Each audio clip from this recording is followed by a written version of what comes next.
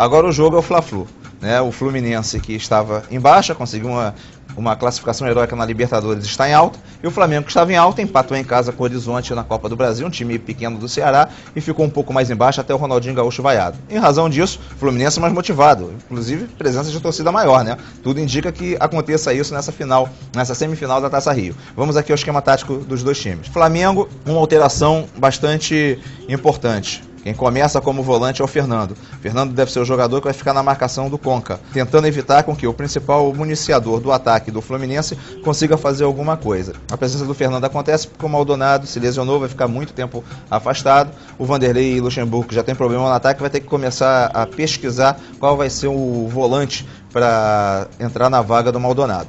Além dele, lá na frente, o atacante da vez, vamos ver se o Vanderlei vai funcionar, já tentou o David, já tentou Diego Maurício, quem vai começar aqui é o Vanderlei. A grande questão do Flamengo é que o Ronaldinho Gaúcho está num viés de baixa, ele não está fazendo muita diferença aqui.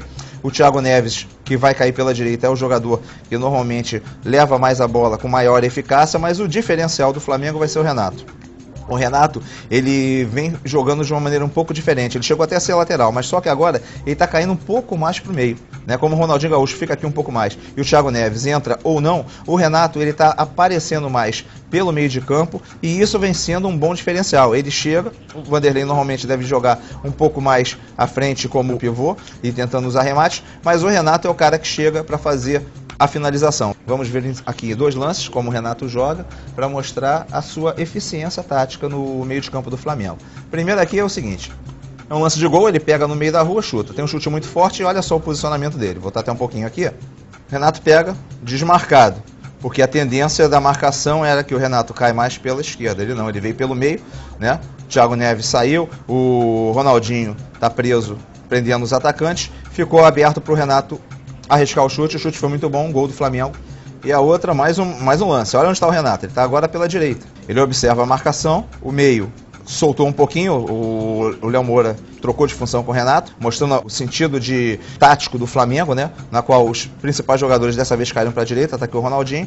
Marcação, não sabe bem o que fazer, o Renato faz o cruzamento e a bola vai morrer no gol. Gol do Flamengo.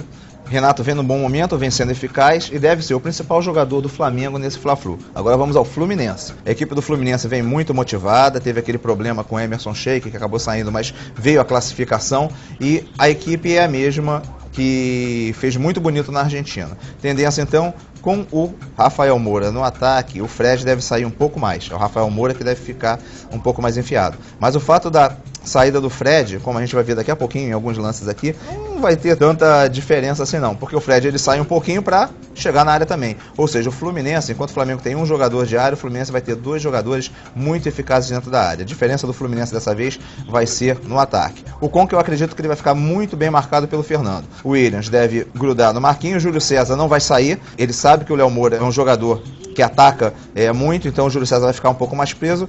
A saída de ataque como elemento surpresa vai ser o Mariano. Ele vai ter na sua marcação o Rodrigo Alvim, que não é um grande marcador. O Flamengo tem um grande problema na lateral esquerda, ainda não achou o lateral certo. Então vamos ver aqui o Fred como elemento diferencial do Fluminense para essa partida.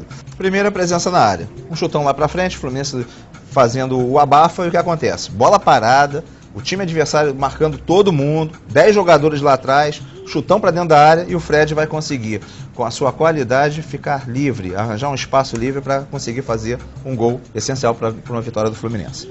O Fred sabe se colocar muito bem. Outro lance bastante relevante agora para o torcedor do Fluminense é o seguinte, se tiver um lance de bola parada, o Fred pode fazer a diferença. Vamos só relembrar aqui o gol que ele marcou contra o Argentino Júnior. O goleiro deu uma ajudinha danada, né? Mas o Fred está mostrando que ele está voltando a fazer os seus gols. As coisas estão começando a funcionar para o Fred. Ele ficou um tempo parado, mesmo assim ele não perdeu a artilharia do Campeonato Carioca, e agora contra o Flamengo ele pode ser o diferencial. O artilheiro do Campeonato Carioca num time muito motivado contra um Flamengo que não vem muito bem. Por causa disso, o Fluminense é o favorito para ganhar o Fla-Flu de domingo.